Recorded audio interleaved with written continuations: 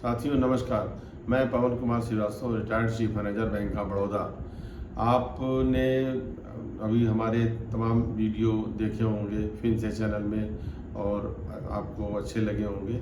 उसी क्रम में मैं आज एक आपको नया चीज़ बताने जा रहा हूँ।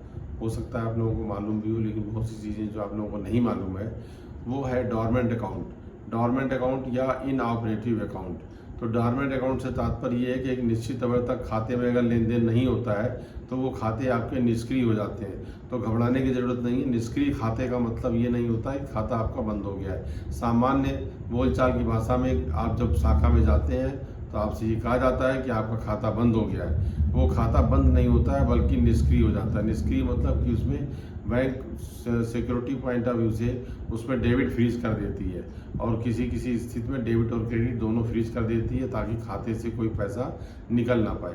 इसलिए आपके खाते में खाता निष्क्रिय ना हो, इसके लिए आपको अलग अलग नियम है। जैसे बचत खाते में 24 महीने में या 4 छमाही का मतलब होता है 2 साल के अंदर आप कम से कम एक डेबिट और एक क्रेडिट निकासी खुद शाखा में जा कर के व्यक्तिगत रूप से करें या एटीएम के द्वारा करें। लेकिन ऑटोमेटिक अगर उसमें कोई पैसा ट्रांसफ़र हो रहा है, कहीं से आ रहा है जा रहा है, तो वो नहीं माना जाएगा। आपके द्वारा किया गया ट्रांजैक्शन, जैसे मान लीजिए आपने बैंक में एफडी बनाई है और उसका इंटरेस्ट आपको बचत खाते में जा रहा है, तो वो उसको हम क्रेडिट एंट्री नहीं मानते हैं।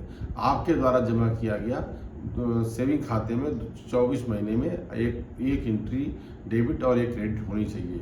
उसी तरह से करंट अकाउंट में आपका 1 साल के अंदर कम से कम एक डेबिट और एक क्रेडिट होना चाहिए, जो आपके द्वारा ही संचार उस खाते में डेबिट क्रेडिट किया जाए। उसी तरह से जो आपका फिक्स डिपॉजिट होता है, जैसा कि आप जानते हैं फिक्स डिपॉजिट ऑटोमेटिक रिन्यूअल होता रहता है।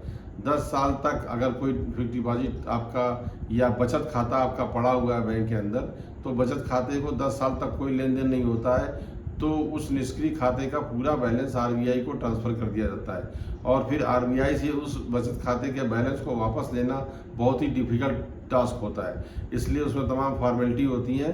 तो मैं आप लोगों से ये अनुरोध करता हूँ कि आप खाते कम से कम रखें। आप नहीं चला सकते हैं तो आप खाते 1 ही 2 रखिए, घर के पास खाते रखिए और उसको निष्क्रिय होने से बचाइए। क्योंकि जब निष्क्रिय हो जाता है तो सारी कार्रवाई उसी तरह से होती है जिस तरह से एक नए खाते को खोलने के लिए होता है। आपको बैंक से अक्सर आजकल एसएमएस भी आता है कि आपका खाता डॉर्मेंट होने वाला है या निष्क्रिय होने वाला है, लिहाजा आप तुरंत अपने खाते को में ट्रांजेक्शन करें। तो जब आपका खाता निष्क्रिय हो जाता है तो आपको फिर से केवाईसी दस्तावेज देने पड़ते हैं, अपनी फ़ोटोग्राफ देनी पड़ती है, एक एप्लीकेशन देनी पड़ती है और उस दिन बैंक में कुछ ना कुछ पैसा जमा करना पड़ता है। उसके बाद ही आपका खाता फिर से चालू होता है और अगले 24 महीने के लिए बचत खाता, और अगर करंट अकाउंट है तो अगले 1 साल के लिए वो खाता फिर से चालू हो जाता है। तो इस दुविधा से, इससे बचने के लिए आप अपने खातों में मोबाइल बैंकिंग ले लीजिए और अपने खातों में जो भी पैसा ट्रांसफ़र करना हो, कुछ भी करना हो, आप अपने एटीएम से यूज भी कर सकते हैं। बिना बैंक जाए भी आप पैसा अपने खाते में मंगा भी सकते हैं और मशीन में आप एटीएम की मशीन में पैसा डाल के जमा भी कर सकते हैं। तो कम से कम ध्यान रखिए कि 24 महीने में एक एंट्री डेबिट और एक क्रेडिट की होनी चाहिए और चालू खाते में 12 महीने के अंदर एक डेबिट और एक क्रेडिट होना चाहिए।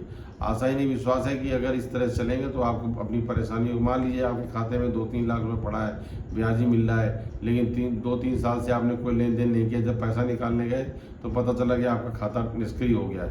फिर से आपको वही कार्रवाई करनी पड़ रही है, आपको अपना ही पैसा निकालने में दिक्कत हो रही है। तो मेरे समझ से आप लोग समझ गए होंगे। और अगर इसके बारे में और कोई क्वेरी है तो हमारा मोबाइल नंबर है 8787218066।